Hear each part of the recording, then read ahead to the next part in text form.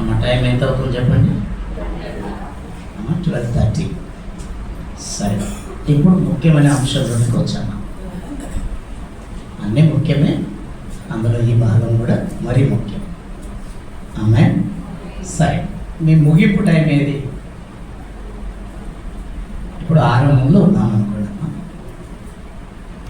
రావడం ఎప్పుడు వచ్చినా ముగింపు సమయం కావాలనుకుంటారు కదా, అవునా? సహజమే కదా. కాబట్టి మీ ముగింపు సమయం ఏది అమ్మా? అరగంట అంటే 1 గంట వరకు ముగించాలి, అంతే కదా? సరే, సంతోషం. నేను మీకు జ్ఞాపకం చేస్తున్నాను. అయితే నా ఆశ ఏంటంటే అన్నిటికంటే ఎక్కువగా వాక్యానికి సమయం కేటాయించాలి. అంటే తగిన వాటి అన్నిటికీ ఏం చేసుకుంటూ రావాలా? కొంచెం కుదించుకుంటూ రావాలి. మనం చేసే కార్యక్రమాలన్నీ కూడా మనం ఏది చేసినా ప్రభు మహిమ కొరకే చేస్తున్నాం కదా. కానీ మన ఇతరత్ర కార్యక్రమాలన్నీ కూడా ఎవరు వచ్చినా మనం కొంచెం కుదించుకొని ఇవ్వాల్సిన దానికి ప్రాధాన్యత ఇవ్వడానికి కొరకు మనం ప్రయత్నం చేయాలి. ఆమేన్. ఇప్పుడు నేను మీ మధ్యలో గమనిస్తే అందరూ పాడగలిగిన వారు ఉన్నారు, మంచి చక్కని స్వరాలు కలిగి పాడగలిగిన వారు ఉన్నారు. ఒకవేళ అలా మైక్ ఇస్తే అందరూ మీరు పాడుకుంటూ వెళ్ళారనుకోండి, ఉన్న సమయం అంతా పాటలకే పరిమితం.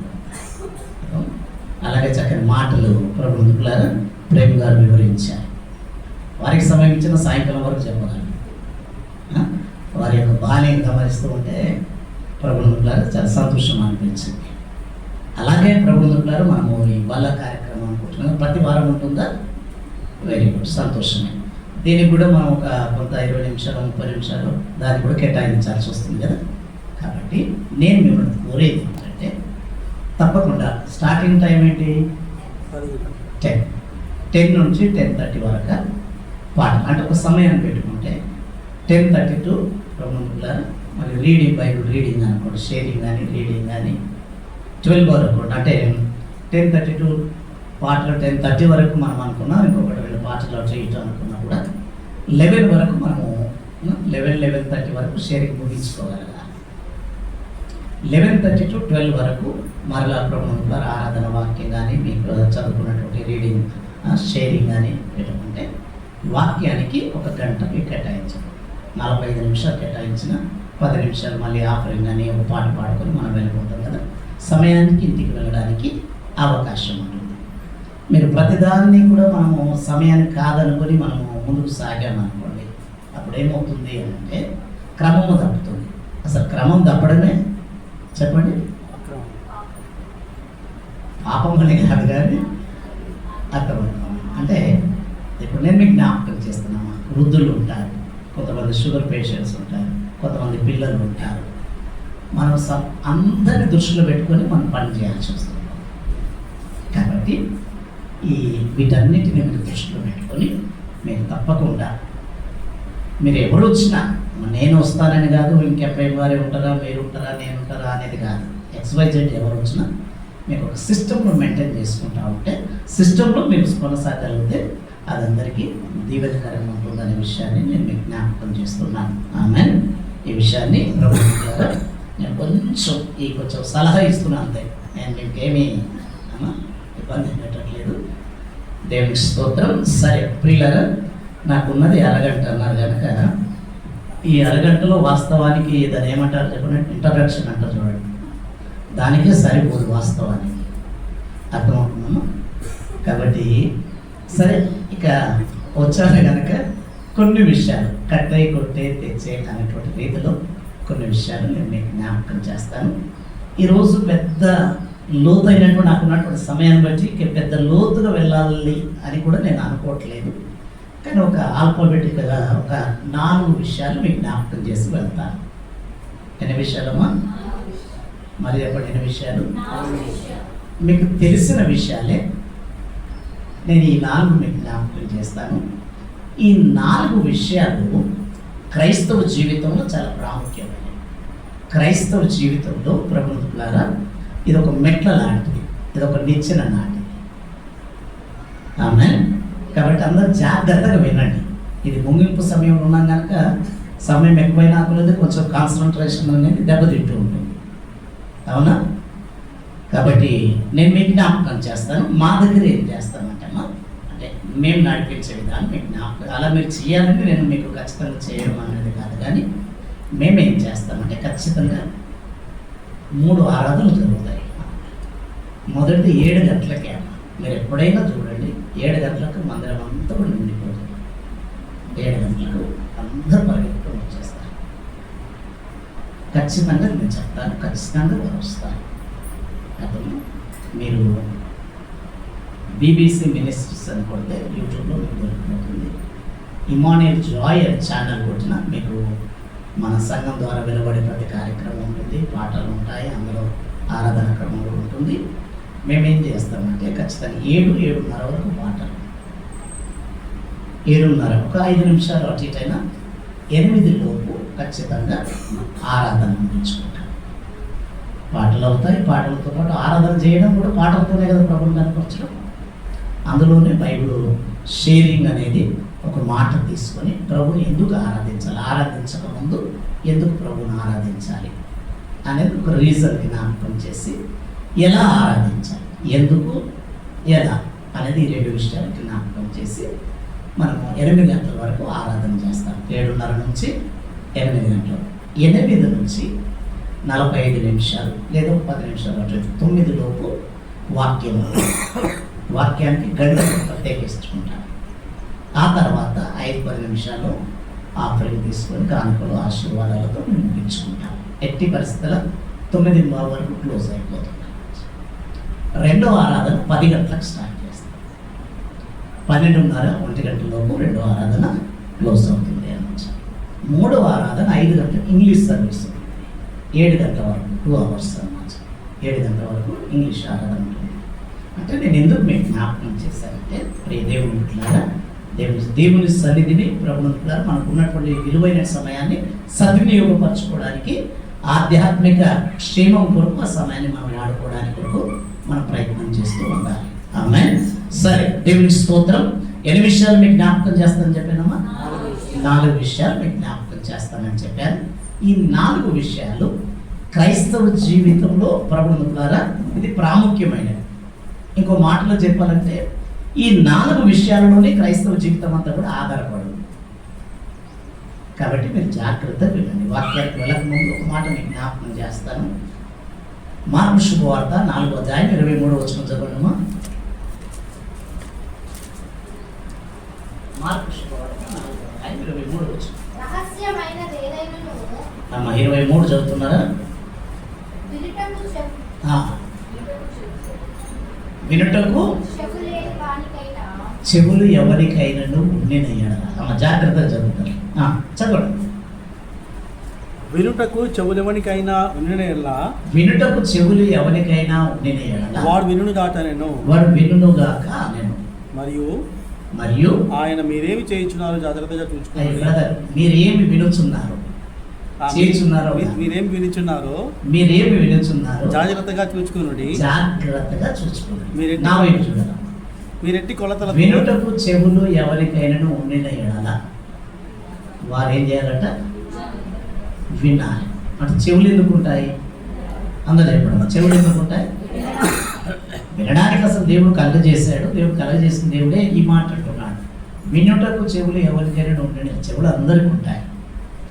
అప్పుడప్పుడు అంటూ ఉంటారు కదా, బాడీ ప్రజెంట్ అంటే మనుషులు ఇక్కడే ఉంటారు, కానీ మనసు అంటే దాని ఉద్దేశం ఏంటంటే మనుషులు ఇక్కడ ఉండడమే ముఖ్యంగా, ఇక్కడ ఏం చెబుతున్నారో ఏం వింటున్నారో ఆ జాగ్రత్తగా వినడానికి మీరు ప్రయత్నం చేయాలి. ఆమేన్. మరియు మీరు ఏం వినుచున్నారో జాగ్రత్తగా చూసుకొని అంటున్నారు. మీరు ఏం వింటున్నారు? వినుటకు చెవులు ఉండడమే సరిపోదు, కేవలం వినడమే సరిపోదు. మీరు ఏమి వింటున్నారో ఏం చేయాలంట? జాగ్రత్త. We must careful about what we are hearing. ఏం వింటున్నామో దాని విషయమై మనము జాగ్రత్త తీసుకోవాలి. ఏదో మనం ప్రభుత్వం ద్వారా ఇంత సమయాన్ని ప్రభు సన్నిధిని వెచ్చించి వచ్చారు. ఎందుకు కొరకు వచ్చారు చెప్పండమ్మా? కేవలం కాలక్షేపం కొరకు మనం ఇక్కడికి రాలేదు, టైం పాస్ కొరకు ఇక్కడికి రాలేదు. మనం ఏదో హరికథలో, బుర్రకథలో, పిట్టకథలో, గట్టకథలు చెప్పుకొని కాలక్షేపం చేసి మనం వెళ్ళడానికి రాలేదు. దేవుని వాక్యం మన జీవితాలను కట్టేవి. ఆమేన్. దేవుని వాక్యం మనం లేవనెత్తేవి. దేవుని వాక్యం మన జీవితాలను సరిదిద్దేవి, మన కుటుంబాలను కట్టేవి, నరకము నుండి తప్పించేవి, మన జీవితాలను ప్రక్షాళన చేసేవి, మనల్ని స్వస్థపరిచేవి. ఆమేన్, హల్లెలూయా. కాబట్టి దేవుని వాక్యమే మనకు ప్రాముఖ్యం కనుక ప్రియ దేవుని బిడ్డలారా, ఆ దేవుని వాక్యాన్ని మనం జాగ్రత్తగా వినాలి. ఎలా వినాలంటే వినడమే కాదు, నేను మీకు జ్ఞాపకం చేస్తున్నాను ప్రియ దేవుని బిడ్డలారా.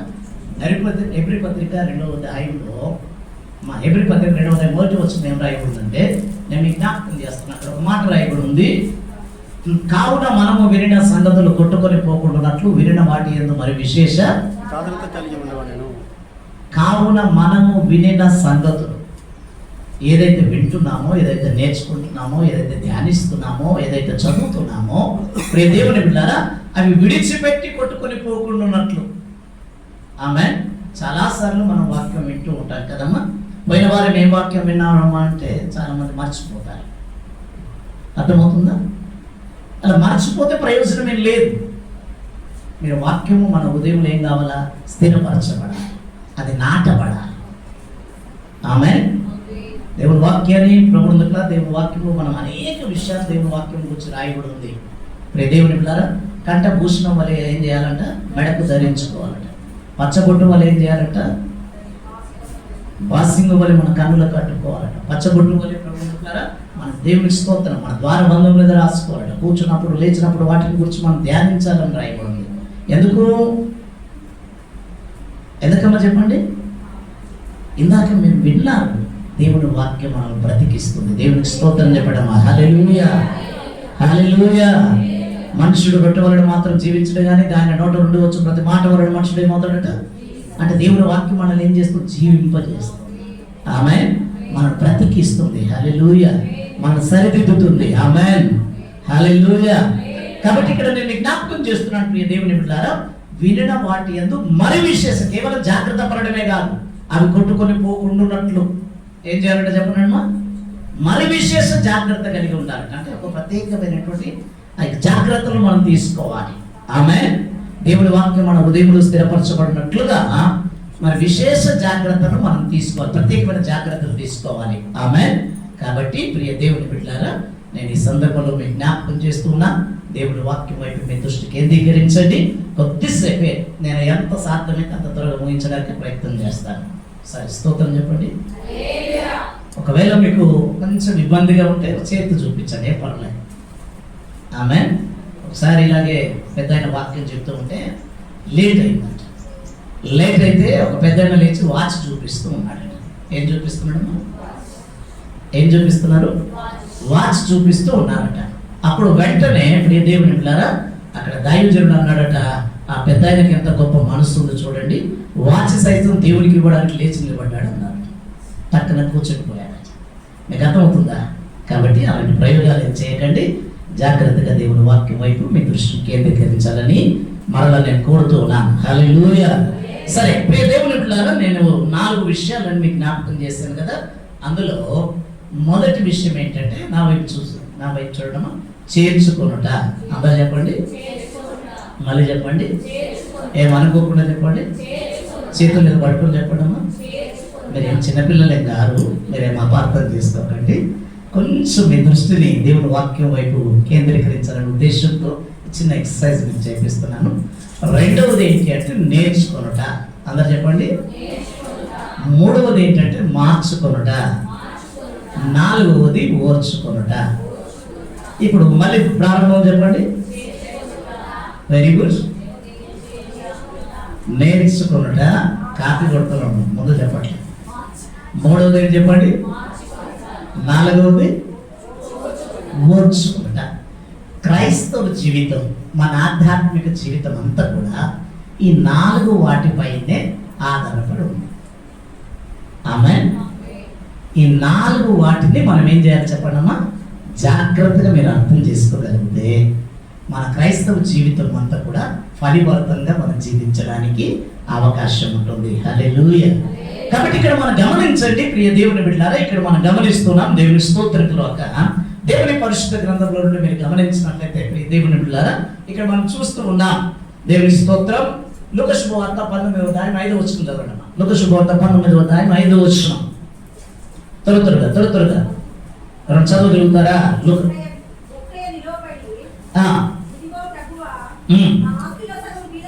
అమ్మా 19వ అధ్యాయం 5వ వచనం.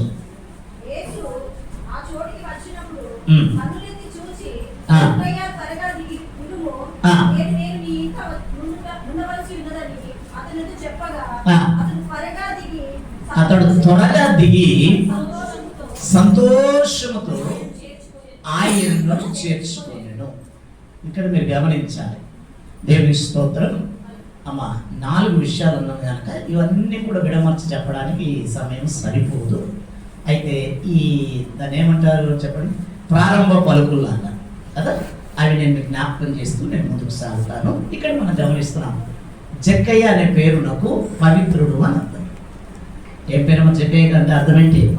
పవిత్రుడు అని అర్థం. కానీ అతని జీవితంలో పవిత్రత ఏమాత్రం కూడా లేదు. అతని గురించి రాయబడి ఉంది ఏంటంటే మంచి ఉద్యోగం కలిగిన వాడు, అందరు 2 చేతులు సంపాదిస్తే ఇతను 4 చేతుల సంపాదన కలిగిన వాడు. అంత మాత్రమే కాదు ప్రభువులారా, మంచి ధనవంతుడు అని రాయబడింది. ఎవరంట చెప్పండమ్మా? ఈ జక్కయ్య ఎవరు చెప్పండి? మంచి ఉద్యోగం కలిగిన వాడు ఉన్నాడు, ధనవంతుడుగా ఉన్నాడు, పేరు కూడా చాలా బాగుంది. కానీ పేరుకు తగినటువంటి జీవితం ఇతనికి లేదు. అందరి దృష్టిలో ఇతడు ఒక పాపిగా చిత్రీకరింపబడ్డాడు. సరే, మొత్తానికి ప్రభువులారా ఒక రోజున ప్రభు ఆ పట్టణానికి రావడం సమీపించింది. ఆ ప్రభు ఆ పట్టణానికి రావడం తటస్థించినటువంటి ఆ దినములలో జక్కయ్య ప్రభువును చూడాలని ఆశపడ్డాడు. అయితే ప్రభు ఏం చేశాడంటే అతడు చాలా ప్రయత్నం చేశాడు. ఎవరిని చూడాలని? యేసయ్యను చూడాలని అతను ప్రయత్నం చేస్తున్న క్రమంలో యేసయ్యే అతని మనస్సు నెరిగి, హృదయాన్ని నెరిగి, జక్కయ్య త్వరగా దిగు, నేను నీ ఇంటిలో బస చేయవలసి ఉంది అని అన్నాడు. ఆమేన్. ఇంతకంటే మహాభాగ్యమా అని చెప్పేసి అతడు ఏం చేశాడు చెప్పండి అండి? త్వరగా దిగి సంతోషంతో ఎవరిని చేర్చుకున్నాడు? ప్రభువు వారిని చేర్చుకున్నాడు. దేవునికి స్తోత్రం చెప్పండి. హల్లెలూయా. లూకా శుభవార్త 11వ అధ్యాయం 38వ వచనం చదవండి. లూకా శుభవార్త 11వ అధ్యాయం 38వ వచనం. త్వరగా లూకా శుభవార్త దేవుని 10వ అధ్యాయం 38వ వచనం. 10:38. అంతటా వారు ప్రయాణమైపోవచ్చుండగా ఆయన గ్రామంలో ప్రవేశించను. మార్తా అను ఒక స్త్రీ ఆయనను తన ఇంట చేర్చుకొనెను. మార్తా అను ఒక స్త్రీ ఆయనను తన ఇంట చేర్చుకొనెను. సరే, దేవుని స్తోత్రం చెప్పండమ్మా. మీకు జ్ఞాపకం చేస్తున్నాను, ఆది కాండం నుంచి మొదలు పెడితే ఈ చేర్చుకునేటటువంటి అంశం గురించి మేము ధ్యానిస్తే అనేకమైనటువంటి అద్భుతమైనటువంటి సంఘటనలు మనకు కనబడుతూ ఉంటాయి. ఆయనను చేర్చుకున్నట లేక ఆయనను చేర్చుకున్న కారణం చేత ప్రభువులారా చేర్చుకుంటే ఏం జరుగుతుంది అని మనం ఆలోచన చేస్తే, చేర్చుకుంటే ప్రభువు ఆయన చేయలేని కార్యం ఏదుంది చెప్పండి? ఎవరిని చేర్చుకుంటే? యేసయ్యను చేర్చుకుంటే. ఆమేన్. యేసయ్యకు చోటిస్తే, ఆయనకు చేర్చుకుంటే ప్రియ దేవుని బిడ్డలారా మన కుటుంబంలో నెమ్మది ఉంటుంది, కుటుంబానికి రక్షణ కలుగుతుంది, కుటుంబాల జీవితాలు మారుతాయి, కుటుంబాల్లో అద్భుతాలు జరుగుతాయి. ఆమేన్. హల్లెలూయా. ఆ ఇల్లంతా కూడా వెలుగుమయం చేత నింపబడుతుంది. వీళ్ళంతా కూడా ఆయన కృప చేత ఆవరింపబడుతుంది. ఇల్లంతా కూడా ఆయన సన్నిధి కాంతి ఉదయింపబడుతుంది. ఆమేన్. కాబట్టి నేను మీకు జ్ఞాపకం చేస్తున్నాను ప్రియ దేవుని బిడ్డలారా, ఆయన చేర్చుకుంటే ఏం జరుగుతుంది అని మీరు గమనించుకుంటూ వెళ్తే టగటగటగా చెప్పుకుంటూ వెళ్తానమ్మా. 18వ అధ్యాయం ఆది కాండంలో మీరు గమనిస్తే తీసేవసరం ఏం తీయొద్దమ్మా, నేను ఓవరాల్గా చెప్పుకుంటూ వెళ్తాను, మీరు వినండి. చాలా ఒక 5-10 నిమిషాలు మీరు వినండి. చేర్చుకుంటే ఏం జరుగుతుంది అనే విషయాలు మీకు జ్ఞాపకం చేసుకుంటూ వెళ్తే ప్రియ దేవుని బిడ్డలారా, ఆది కాండం 18వ అధ్యాయంలో అబ్రహాము సింధూర వృక్షం కింద కూర్చున్నాడు. దేవదూతలు అతను ఇంటికి రావడం జరిగింది. ఆయన వారిని చేర్చుకొని ఆతిథ్యం ఇచ్చాడు. మీకు అందరికి తెలిసిన విషయాలే. అప్పుడు ప్రభువులారా వారు భోజనం ఆరంభించుకున్నటువంటి సందర్భంలో నీ భార్య శారా ఎక్కడ అని అడిగారు. అదిగో అక్కడ ఆయన ఆవిడ గుడారంలో ఉంది అని చెప్పారు. అప్పుడు వారు చెప్పారు, మరుసటి సంవత్సరం వరకు దేవుడు నీకు చక్కని కుమారుని ఇవ్వబోతున్నాడు అన్నారు. Praise the Lord. ఒకసారి దేవుని స్తోత్రం చెప్పండి. అప్పుడు ఆ మాట విని శారా ఏం చేసింది? అంతా చెప్పండి ఏం చేసింది? ఆ శారాని గురించి జ్ఞాపకం చేసుకుంటున్నాను. ఇక్కడ ఎవరైనా ఉంటే బాధపడకండి. దేవుని స్తోత్రం. కొన్నిసార్లు ధన్యవాడరా అంటే భుజాలు తడుపుకున్నట్టుగా కొన్నిసార్లు మనం గమనిస్తూ ఉంటాం ఈ విషయాలు కదా. ఒకసారి ఒక పాస్టర్ గారు వెళ్ళి, అమ్మా యోహాను 3:16 అని మాటిగా ఆ అంశాన్ని జ్ఞాపకం చేసుకుంటూ వాక్యం చెప్తూ వెళ్ళాడట. అందులో వాక్యం అంతా అయిపోయిన తర్వాత, ప్రసంగం అంతా అయిపోయిన తర్వాత పెద్ద ఆయన లేచాడట. లేచి పాస్టర్ గారితో తగాదా పెట్టుకున్నాడట. ఏంటయ్యా, నేనే వాక్యమే చెప్పాను కదా, నేనేం చెప్పాను అంటే, లేదు యోహాన్ అంటే నేనే, 3 అంటే నా 3 భార్యలు, 16 అంటే 16 మంది పిల్లలు. మీరు నన్నే చూసి చెప్పారు, నా వైపే చేసి చెప్పారు, నన్నే అన్నారని మీరు పాస్టర్ గారితో తగాదా పడ్డాడు. కాబట్టి నేను మీకు జ్ఞాపకం చేస్తున్నాను, ఒకసారి బైబిల్ పేరు పెట్టుకోవడం పరిపాటి కదా, తప్పకుండా ప్రబంధకులారా అలాంటి వారు ఉంటారు. షారా అంటే మరి షారా, మరియా, మేరీ అని పెట్టుకునే వారు కోకులలుగా ఉంటారు. కాబట్టి ఎవరు అటువంటి పేర్లున్నా ఎవరు బాధపడాల్సిన అవసరము లేదు. దేవుని స్తోత్రం చెప్పండి, హల్లెలూయా. మళ్ళీ చెప్పండి, హల్లెలూయా. కాబట్టి నేను మీకు జ్ఞాపకం చేస్తున్నాను ప్రియ దేవుని పిల్లారా, ఆదికాండం 21వ అధ్యాయంలో ఒక అద్భుతమైన మాట రాయబడింది. ఏంటంటే అక్కడ ఒక మాట రాయండి, దేవుడు తాను ఇచ్చిన మాట చొప్పున షారాను గూర్చి చేసేను అని రాయబడింది. ఆమె ఏ మాట చొప్పున? దేవుడు తాను ఇచ్చిన మాట ఇచ్చిన వారు ఎవరు? దేవుడు. కాబట్టి మాట ఇచ్చాడు దేవుడు కనుక తప్పకుండా ఆయన ఏం చేస్తాడు? చెప్పండి, 100 ఆయన 6 ఏం చేస్తాడు చెప్పండి? కాస్త ఎప్పుడన్నా నేను వాళ్ళు మాట్లాడినప్పుడు జవాబు ఇవ్వండి అమ్మా. కొన్నిసార్లు అప్పుడప్పుడు ఇచ్చిన సంఘటనలు నేను మీకు జ్ఞాపకం చేస్తూ ఉంటాను. ఏం ఎరగనట్టుగా అమ్మ నోరు తెరిస్తే ముత్యాలు రాస్తున్నట్టుగా నోరు పొగిసుకుని అట్లనే ఉండవద్దు. తప్పకుండా మాట్లాడుతూ ఉండండి. దేవుని వాక్యాన్ని మనం చర్చించుకుంటున్నప్పుడు, ధ్యానిస్తున్నప్పుడు తప్పకుండా ప్రతిస్పందన అనేది ఉండాలి. ఆమేన్. కాబట్టి ఇక్కడ నేను మీకు జ్ఞాపకం చేస్తున్నాను ప్రియ దేవుని పిల్లారా, మాట ఎవరు ఇచ్చారో చెప్పండి. దేవుడు మాట ఇచ్చాడు కనుక ప్రభుని పిల్లలు దాన్ని తప్పకుండా నెరవేరుస్తాడు. సంఖ్యాకాండం 23వ అధ్యాయం అక్కడ ఒక అద్భుత మాట రాయబడింది. 19వ వచనం చదవడం. సంఖ్యాకాండం 23వ అధ్యాయం 19వ వచనం. త్వరగా. దేవుడు అబద్ధమాడుటకు ఆయన మానవుడు కాడు, పశ్చాత్తాపడుటకు ఆయన నరమాత్రుడు కాడు. ఆయన చెప్పి చేయకుండా, ఆయన మాట ఇచ్చి స్థాపింపకుండా. మీరు గమనించాలి ప్రియ దేవుని బిడ్డలారా, దేవుడు అబద్ధమాడుటకు మానవుడు కాదు. ఆయన ఏది చేయగలడో అదే చెప్పాడు. ఏది చెప్పాడో దానిని ఆయన తప్పకుండా చేశాడు, చేస్తాడు కూడా. ఆమె మానవుడు ఏం చేస్తాడు చెప్పమ్మా? అబద్ధమాడుటకు మానవుడు కాడంటే అర్థం ఏంటి? మనుషులు ఏం చేస్తారు? అవసరతను బట్టి మాట మారుస్తూ ఉంటారు, పరిస్థితులను బట్టి మాట మారుస్తూ ఉంటారు. అప్పుడు పెద్ద ఆయన అన్నాడు, ఊసర వెల్లులాగా ఏం చేస్తారట? రంగులు మారుస్తూ ఉంటారట. పూటకో మాట, ఉదయం ఉన్న మాట సాయంకాలం ఉండదట. సరే, ఒకవేళ మాట నిలబెట్టుకోవాలన్న పరిస్థితి తనకు సహకరించవచ్చు, సహకరించకపోవచ్చు, అది వేరే విషయం. కానీ దేవుడు అలాంటి వాడు కాదు. దేవుడు మాట ఇచ్చాడు అంటే మాటను తప్పకుండా ఆయన ఏం చేస్తాడు చెప్పడమా? దాన్ని రూఢిపరుస్తాడు, దాన్ని నెరవేరుస్తాడు, దాన్ని జరిగిస్తాడు. ఆమేన్. అందుకే ఇక్కడ మనం గమనిస్తున్నాం ప్రియ దేవుని బిడ్డలారా, ఆయన దేవుని స్తోత్రం మాట ఇచ్చినటువంటి వాడు ఆయన గనక, శారా విషయంలో మాట ఇచ్చాడు గనక ప్రియ దేవుని బిడ్డలారా ఆమె నవ్వింది. అంతకుముందు అధ్యాయంలో అబ్రహాం కూడా నవ్వినట్టు రాయబడింది. నేను మీకు జ్ఞాపకం చేసి కేవలం శారానే నవ్విందని కాదు, అబ్రహాం కూడా ఏం చేస్తాడు చెప్పడమా? నవ్వాడు. కానీ మనం గుర్తుపెట్టుకోవాల్సిన విషయం ఏంటంటే, ఆ సందర్భంలోనే ప్రభు ఒక మాట అన్నాడు. 18వ అధ్యాయంలో తీసేవసలేదు, అక్కడ ప్రభు ఒక మాట అన్నాడు ఏంటంటే, శారా నువ్వు నవ్వితివి కదా అని అంటూ దేవునికి అసాధ్యమైనది ఏదైనా అని అడిగాడు. దేవుని స్తోత్రం చెప్పడం, హల్లెలూయా.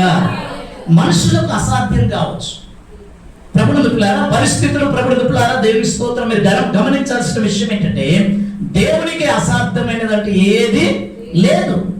ఆయన కార్యం చేయగా దాన్ని త్రిప్పగలవాడు ఎవడు అని యెషయా గ్రంథంలో రాయబడి ఉంది. ఆయన ద్వారములు మూయగా దాన్ని తెరవగలిగిన వాడు ఎవడు అని రాయబడి ఉంది. కాబట్టి ప్రియ దేవుని బిడ్డలారా, దేవుడు కార్యం చేయదలుచుకుంటే ఆయన వయసుతో పని లేదు, పరిస్థితులతో ఆయనకు పని లేదు, సీజన్తో ఆయనకు పని లేదు, కాలాలతో ఆయనకు పని లేదు, పరిస్థితులతో ఆయనకు పని లేదు. దేవుడు కార్యం చేయగలిగితే శూన్యముల నుండి సైతం సమస్తాన్ని ఆయన చేయగలడు. దేవునికి మహిమ కలుగును గాక, హల్లెలూయా. అందుకొరకే ప్రియ దేవుని బిడ్డలారా ఇక్కడ మనం గమనిస్తూ ఉన్నాం. దేవుని స్తోత్రంలో ఒక ఆయన మారని దేవుడు అని అంటారు. ఎవరు చెప్పండి? ఆయన నిన్న, నేడు, రేపు ఎలాంటి వాడు? ఆయన అన్చేంజింగ్ గాడ్. ఆయన మారని దేవుడు. మనుషులు మారుతూ ఉంటారు, వారి మాటలు మారుతూ ఉంటాయి, వారి పరిస్థితులు మారుతూ ఉంటాయి, కానీ దేవుడు ఎప్పుడు కూడా మారనటువంటి దేవుడు. దేవునికి మహిమ కలుగును గాక. హల్లెలూయా. తరతరాలలో యుగ యుగాలలో జగ జగాలలో మారను దేవుడు, దేవుడు యేసే దేవుడు. స్తోత్రం చెప్పడం. హల్లెలూయా. పాటలు కదా ఇది. కాబట్టి తరతరాలలో యుగ యుగాలలో జగ జగాలలో దేవుడు, దేవుడు యేసే దేవుడు అని మనం గమనిస్తూ ఉన్నాం. హల్లెలూయా. అంటే మారని దేవుడు ఆయన. ఆమె మార్పు లేనిటువంటి దేవుడు ఆయన. హల్లెలూయా. ఆయన మాట ఇచ్చాడంటే తప్పకుండా ఏం చేస్తాడు? నెరవేరుస్తాడు. దేవునికి స్తోత్రం. ఇవన్నీ కూడా కార్యాలు, అబ్రహాం జీవితంలో కార్యాలు జరగడానికి కారణం ఏంటి చెప్పండి? ఆయనకు చోటు ఇచ్చారు. ఆమె ఆయన చేర్చుకున్నారు. ఆయన వారికి ఆతిథ్యం ఇచ్చారు. ఆమె కాబట్టి ఇప్పుడు ఈ దేవుని బిడ్డలను మనం గమనించాలి. అదే లోతు కుటుంబానికి 19వ అధ్యాయంలో వచ్చారు. వారి ఆ అబ్రహాం కుటుంబం దాటి ఎక్కడికి వచ్చారు చెప్పండి? లోతు కుటుంబంలోకి వచ్చారు. లోతు కుటుంబం వారు ఏం చేశారు? వారు కూడా ఆయన చేర్చుకున్నారు. అప్పుడు చేర్చుకుంటే ఏం జరిగిందా అని మనం ధ్యానం చేసుకుంటూ వస్తే చాలా విషయాలు మనం గమనించాలమ్మా. యేసు ప్రభువు వారు ఏ ఇంట్లో ఉన్నాడో, ఏ ఇంటికి వెళ్ళాడో, ఏ ఇంటి వారు చోటు ఇచ్చారో, ఎవరు ఆయనకు చోటు ఇచ్చారో, ఎవరు ఆయనకు అవకాశం ఇచ్చారో, ప్రభువు ద్వారా ఎవరు ఆయనను చేర్చుకున్నారో ఆ ఇంటిలో ఆయన ఏ కార్యం చేయకుండా వట్టిగా ఆయన వెళ్ళలేదు. హల్లెలూయా. కాబట్టి నేను మీకు జ్ఞాపకం చేస్తున్న విషయం ఏంటంటే ప్రియులారా, యేసు ఏ ఇంటిలో ఉన్నా తప్పకుండా గొప్ప కార్యాలు జరుగుతాయి. ఆమేన్. యేసు ఏ ఇంటిలో ఉన్నా ప్రభువులారా లేని వాటిని ఉన్నట్టుగా చేస్తాడు. ఆమేన్. యేసు ప్రభువులారా ఏ ఇంటిలో ఉన్నాడో మూయబడిన గర్భాలను దేవుడు తెరిచాడు. అనారోగ్యం కలిగిన వారిని స్వస్థపరిచాడు. కృంగిన వారిని లేవనెత్తాడు. బలహీనులను బలపరిచాడు. ఇరుకు మార్గంలో ఉన్నటువంటి వారిని విశాలమైన మార్గంలో నడిపించాడు. ప్రియ దేవుని బిడ్డలారా, దేవుని స్తోత్రముగాక. యేసు ప్రభువు వారికి మీరు చోటు ఇవ్వండి అంతే. ఆమేన్. మీరు అలాగే ప్రభువు ద్వారా 2వ రాజుల గ్రంథం 4వ అధ్యాయానికి వస్తే 2 సంఘటనలు అక్కడ మనం గమనిస్తున్నాం. ప్రియ దేవుని బిడ్డలారా, ఒకటి దేవుని స్తోత్రంలో ఒక ప్రియ దేవుని బిడ్డలారా అక్కడ సారెపాతు విధవరాలు అని మనం గమనిస్తూ ఉన్నాం. అలాగే మనం గమనించినట్లయితే ప్రియ దేవుని బిడ్డలారా అక్కడ నేను జ్ఞాపకం చేస్తున్నాను. ఏలియాకు ఎలీషా వారు చోటు ఇచ్చారు. ఇక్కడ ఏలియాకు వారు చోటు ఇచ్చారు. ప్రభువు బిడ్డలారా చోటిస్తే ఏం జరిగింది అని మీరు గమనిస్తే చాలా అద్భుత కార్యాలు జరిగాయి. ఆమేన్. అలాగే నేను మీకు జ్ఞాపకం చేస్తున్నాను. మనం ప్రారంభంలో చదువుకున్నటువంటి రీతిగా అక్కడ మనం గమనించాం. ప్రియ దేవుని బిడ్డలారా మార్తా మరియలు ప్రభువుని చేర్చుకున్నారు. వాస్తవానికి మీరు యోహాను సువార్త 11వ అధ్యాయం తర్వాత మీరు ఇంటికి వెళ్ళి చదవండి. మరియమ్మ ఇంట్లో వెళ్ళి అలిగి కూర్చున్నారు. మార్తమ్మ ఎవరిని ఎదుర్కొందమ్మా? యేసు ప్రభు వారిని ఎదుర్కొంది. ఆమె అది ఏ సన్నివేశం ఎలా జరిగిందో తెలుసా? అక్కడ నేను జ్ఞాపకం చేస్తున్నాను. అప్పటికి లాజర్ గారు చనిపోయారు, పాతి పెట్టబడ్డారు. ఆయన బాగలేనప్పుడు ఆయన కబురు పంపారు. ఆయన సమయానికి రాలి ఇక్కడ జరగాల్సిన నష్టం జరిగిపోయింది. చేయాల్సిన పనులన్నీ కూడా ముగించేశారు. ఆయన 4 రోజుల తర్వాత వచ్చాడు. ఎవరు? ఇప్పుడు మార్తా మరియలు ప్రభువు ద్వారా ఏం చేయాలి? మరి మరియమ్మ అయితే అలిగి కూర్చుంది. మార్తమ్మ ఏం చేసింది? యేసు ప్రభు వారిని ఎదుర్కోవడానికి వెళ్ళి ఆయన అంగీకరించింది. దేవునికి స్తోత్రం కలుగుగాక. హల్లెలూయా. పరిస్థితులు తారుమారైనా దేవుడి ఎడల తనకున్న వైఖరి మారలేదు. అది మన గొప్ప విషయం. దేవునికి స్తోత్రం చెప్పండి. హల్లెలూయా. ఒకవేళ బాగున్నప్పుడు ప్రభువు పిల్లారా దేవుని స్తోత్రం మీరు గమనించాలి. ప్రియ దేవుని పిల్లారా అంతకుముందు యేసు ప్రభు వారు తరచుగా ఇంటికి వెళ్ళేవారు. బెతేనియా అనేటువంటి గ్రామము ప్రియ దేవుని పిల్లారా మార్తా మరియలు ఉన్నటువంటి గ్రామం ఏదండి? బెతేనియా గ్రామం యెరూషలేముకు 2 కిలోమీటర్ల దూరంలో ఉంటుంది. యేసు ప్రభు వారు యెరూషలేము కేంద్రంగా చేసుకొని ఆ పరిసర ప్రాంతాల్లో సువార్త పని ఆయన జరిగించారు. ఆమె అందులో భాగంగా తరచుగా ఎవరింటికి వెళ్ళేవాడు? మార్తా మరియమ్మ ఇంటికి వెళ్ళేవారు. ఈ కుటుంబం ఎంతగానో యేసు ప్రభు వారిని ప్రేమించింది. అంత మాత్రమే కాకుండా ఆ ఇంటిలో ఉన్నప్పుడు అనేకులు వారి ఇంటికి వచ్చి మేలు పొంది వెళ్ళారు. స్వస్థత పొందేవారు స్వస్థత పొందేవారు, విడుదల పొందారు. రకరకాలైనటువంటి పరిస్థితుల నుండి విడుదల పొందుతూ వచ్చారు. అయితే లాజర్ గారు కాయనబడ్డారు, అనారోగ్యానికి గురయ్యారు. వెంటనే ఎవరికి కబురు పంపారు?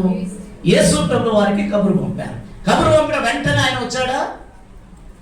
చెప్పడం వచ్చాడా? రాలి. ఒకవేళ మీరు ఆపదలో ఉన్నారు, పాస్టర్ గారికి ఎవరికో కబురు పంపారనుకోండి, ఆయన రాకపోతే మీరు ఏం చేస్తారు? ఇక మరుసటి రోజు గుళ్ళో కనబడదు. అవునా? మేము పిలిస్తేనే మా ఇంటికి రాలి. అసలు మేమంటే పాస్టర్ గారికి ఏం లేదు. మరి ఆయనే ఆపదలో ఉన్నాడు, ఆయనే అవసరతలు ఉన్నాడు, ఆయన పరిస్థితి ఏంటో అనేది అర్థం చేసుకున్న తర్వాత సంగతి. ముందు మనం చెప్పినట్టు గీత గీసినప్పుడు ఆయన ఏం చేయాలి? అవునా? వీరు కూడా అలాగే కబురు పంపారు. కానీ ఇక్కడ ఏం జరిగింది? ఆయన రాలేదు. ఇక్కడ ఏమైందమ్మా చెప్పండి? జరగాల్సిన నష్టం జరిగిపోయింది. ఆయన ఎప్పుడు తీరికగా 4 రోజుల తర్వాత ఇక్కడికి వచ్చాడు. అప్పుడు మరియమైతే అలిగి ఉంది, ఇంట్లో ఉందని రాయబడింది. మార్తం ఏం చేసింది? యథావిధిగా ప్రభుని ఎదుర్కోవడానికి వెళ్ళింది. దేవునికి స్తోత్రం చెప్పడం. హల్లెలూయా. ప్రియ దేవుని పిల్లలు, మీరు గమనించండి, నేను మీకు జ్ఞాపకం చేస్తున్నాను. ఒకవేళ వారు అలిగి ఉంటే, ఒకవేళ మార్తమ్మ కూడా అలాగే ఉంటే, వాళ్ళ తమ్ముడు బ్రతికుండేవాడు ఆయన కాదు. ఆమె నేను మీకు జ్ఞాపకం చేస్తున్నాను, పరిస్థితులు ఎప్పుడు మనకు ఒకేలా ఉంటాయని మీరు అనుకోకండి. ప్రభువును వెంబడిస్తున్నప్పటికీ, ప్రభువును కలిగి ఉన్నప్పటికీ, ప్రభువును ప్రేమిస్తున్నప్పటికీ కూడా మన జీవితాల్లో కూడా పరిస్థితులు తారుమారవుతూ ఉంటాయి. ఏం చెప్పడమ్మా? తారుమారు అంటే అర్థమైంది కదా. ఒక మాటలో ఆ విషయాన్ని జ్ఞాపకం చేస్తాం. ఎప్పుడు మనం అనుకున్నట్టుగా ఉండవు, ఎప్పుడు మనం అనుకున్నట్టుగా జరగవు, ఎప్పుడు మనం పట్టిందే బంగారం అన్నట్టుగా ప్రభుత్వం ఎప్పుడు మనం అనుకున్నదే జరగదు. కొన్నిసార్లు ప్రభుత్వాలు మన జీవితాల్లో కూడా ఆటుపోటులు ఎదురవుతాయి, ఇబ్బందులు ఎదురవుతాయి, ఇరుకులు ఎదురవుతాయి, కరువులు ఎదురవుతాయి, అవమానాలు ఎదురవుతాయి, నిందలు ఎదురవుతాయి. ఇందాక మరి బ్రదర్ చెప్పినట్టుగా ప్రియ దేవుని పిల్లరా, క్రీస్తు యేసునందు ఉన్నవారు ఏం చేయబడతారట? పేతురు పత్రికలో మనం గమనించారు. తప్పకుండా ఏం చేస్తారట? సద్భక్తి గల వారందరూ కూడా తప్పకుండా హింసింపబడతారని రాయబడింది. ఎబ్రీ పత్రిక అంత పూర్తిగా చదవలేదు, అక్కడ మీరు గమనిస్తే ప్రభుత్వం పిల్లరా తప్పకుండా దేవుని ప్రభువును కలిగిన వారు తప్పకుండా శిక్షింపబడతారని రాయబడింది. శిక్షింపబడని వారు కుమారుడు అనడానికి యోగ్యత లేరు అని రాయబడింది. సామెతల గ్రంథం 3:10 రాయబడింది. అంటే తను ప్రేమించువారని ఆయన ఏం చేస్తాడట? అమ్మా చెప్పండి. గద్దిస్తాడు, ఆస్తికర్తలుగా చేస్తాడట. 8వ అధ్యాయం మీరు వెళ్ళారు.